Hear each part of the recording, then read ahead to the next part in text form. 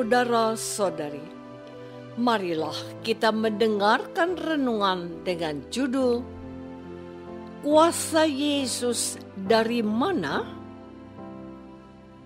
Yang berdasarkan pada Injil Matius bab 21 ayat 23. Lalu datanglah imam-imam kepala serta tua-tua bangsa Yahudi kepadanya dan bertanya, "Dengan kuasa manakah engkau melakukan hal-hal itu? Dan siapakah yang memberikan kuasa itu kepadamu?" Dalam nama Bapa dan Putra dan Roh Kudus. Amin. Saudara-saudari terkasih dalam nama Tuhan Yesus Kristus. Kutipan Injil yang dibacakan dalam liturgi Ekaristi Gereja pada hari ini merupakan sesuatu yang menarik. Mengapa saya katakan demikian? Berawal dari pertanyaan orang-orang Yahudi kepada Yesus. Namun, pertanyaan itu dijawab dengan pertanyaan balik kepada mereka. Dan mereka harus menjawab pertanyaan itu kalau mereka ingin mendapatkan jawaban atas pertanyaan mereka, yaitu, dengan kuasa manakah engkau melakukan hal-hal itu? Dan siapakah yang memberikan kuasa itu kepadamu? Lalu Tuhan Yesus bertanya kepada mereka sebagai syarat untuk mereka agar Dia memberikan jawab atas pertanyaan mereka. Kata Yesus begini, "Sebenarnya mudah saja pilihannya, dari surga atau dari manusia. Namun," kata mereka, "jikalau kita katakan dari surga, Ia akan berkata kepada kita, 'Kalau begitu, mengapakah kamu tidak percaya kepadanya?' Tetapi jikalau kita katakan dari manusia, kita takut kepada orang banyak, sebab semua orang menganggap Yohanes ini nabi." Apakah pilihan mereka sekarang? Saudara-saudari terkasih, setelah memperbincangkan pertanyaan Yesus itu di antara mereka, mereka sepakat untuk berbohong kepada Yesus. Kata mereka, "Kami tidak tahu." Aneh dan menggelikan jawaban ini bagiku. Tetapi Tuhan Yesus akhirnya menjawab mereka. Katanya, "Jika demikian, aku juga tidak mengatakan kepadamu dengan kuasa manakah aku melakukan hal-hal itu." Matius tidak memberikan keterangan lebih lanjut apakah orang-orang yang bertanya itu puas dengan jawaban Yesus atau sebaliknya mereka kecewa. Sesungguhnya jawaban Yesus itu sudah tersirat dalam pertanyaan yang ditanyakan kepada mereka tentang baptisan Yohanes.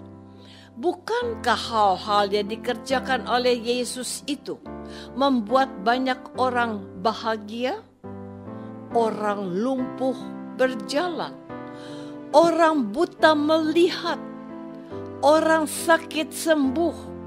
Siapakah manusia yang bisa mengerjakan hal-hal itu kalau Allah tidak berkenan kepadanya? Pengakuan orang banyak yang datang mencari Yesus dan mau mendengarkan Dia adalah bukti bahwa Dia lebih besar dari Yohanes Pembaptis dan bahwa Dia adalah utusan Allah sendiri.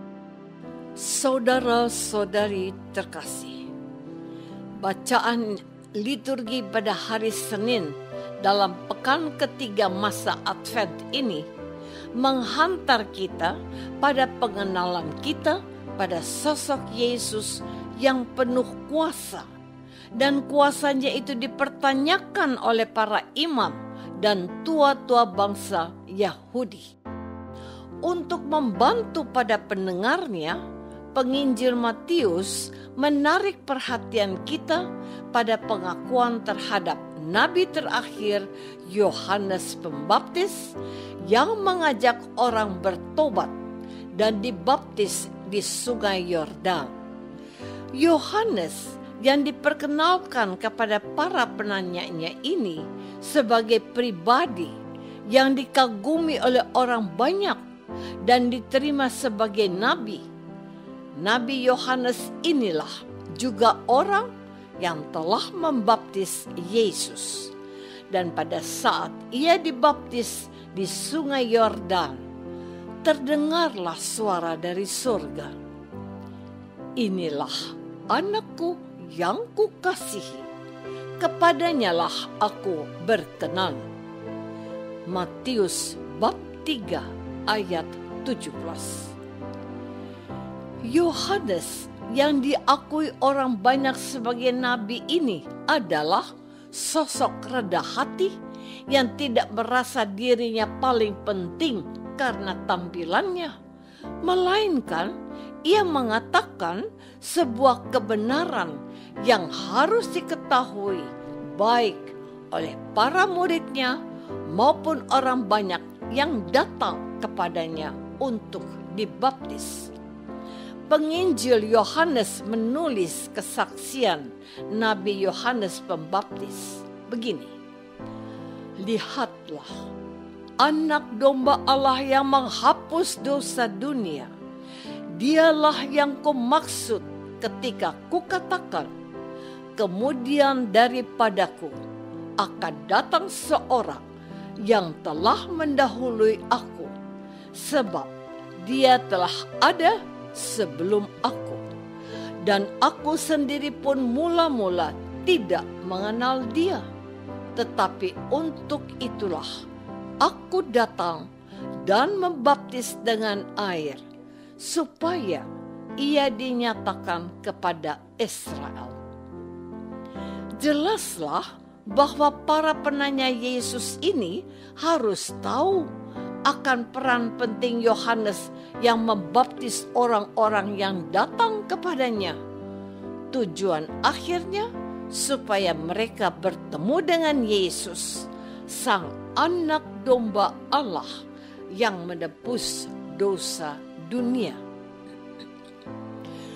Saudara-saudari terkasih, pertanyaan yang diajukan oleh para imam dan tua-tua bangsa Yahudi ini menjadi penting bagi kita sebagai langkah awal dan panduan kritis untuk kita yang memutuskan menerima Yesus sebagai Tuhan dan Juru Selamat kita.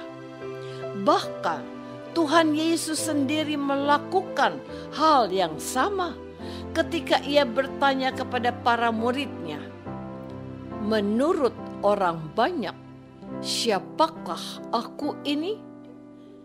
Perhatikan, dengan mudah para murid itu menjawab. Katanya, ada yang mengatakan Yohanes Pembaptis, Elia, atau salah seorang dari para nabi. Lalu kata Yesus lagi, "Tetapi menurut kamu, siapakah aku ini?" Apakah kita mempunyai jawaban tentang iman kita dan pemahaman kita tentang Tuhan Yesus yang kita imani sebagai Juru Selamat kita? Pertanyaan para imam dan tua-tua Yahudi membuka cakrawala beriman kita untuk menerima Yesus sebagai Allah yang hadir dalam kehidupan kita.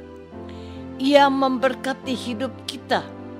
Ia mendengarkan doa-doa kita. Ia menyembuhkan kita, sebab Ia berkuasa atas hidup kita. Apakah aku sudah merefleksikan imanku untuk mengenal Yesus secara pribadi? Marilah kita berdoa. Bapa yang Maha Baik, kami bersyukur karena pewartaan gereja pada hari ini, supaya kami mempertanggungjawabkan iman kami kepada Yesus Putra-Mu. Bantulah kami setia kepadanya dan mendengarkan firman-Nya. Dialah Putra-Mu, Tuhan kami. Amin. Semoga kita semua selalu dinaungi dan dibimbing oleh berkat Allah yang Maha Kuasa. Dalam nama Bapa dan Putra dan Roh Kudus. Amin.